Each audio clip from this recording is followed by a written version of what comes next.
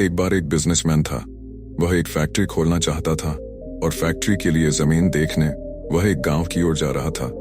गांव में पहुंचने से पहले एक नदी आई। उसे उस नदी को पार करना था। नदी को पार करने के लिए उसके पास दो विकल्प थे।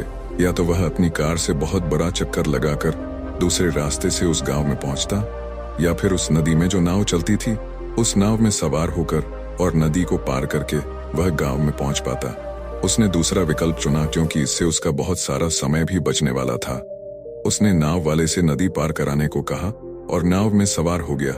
जब नाव बीच नदी में थी तो वह उस नाविक से कुछ सवाल करने लगा। उसने पूछा, क्या तुम मुझे जानते हो?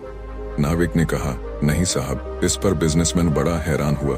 उसने कहा, क्या तुम मुझे नहीं जानते हो? मेरी फोटो तो आए दिन अखबारों में छपती रहती है। मैं इस देश का बहुत बड़ा बिजनेसमैन हूँ। क्या तुम अखबार नहीं पढ़ते?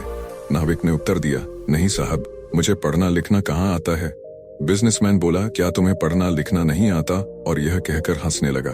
फिर उसने दूसरा सवाल किया। उसने बताया कि मैं इस गांव में क्यों जा रहा हूं तुम्हें पता है? क्योंकि मैं यहाँ पर एक बहुत बड़ी मिनरल वाटर की फैक्ट्री खोलना चाहता हूँ। मिनरल वाटर जानते हो? नाविक बोला, नहीं साहब। बिजनेसमैन ने समझाया, मिनरल वाटर मतलब पानी जो बोतलों में पैक होकर शहरों में दुकानों में बिकता है।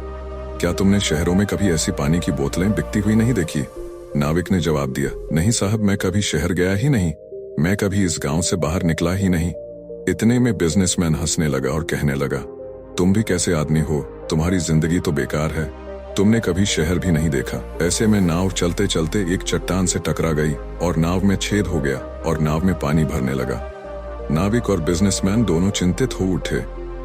नाविक ने बिजनेसमैन से कहा, साहब आपको तैरना तो आता है ना? बिजनेसमैन ने कहा, नहीं, मुझे तैरना नहीं आता। क्या हम डूबने वाले हैं? क्या हम मर जाएंगे?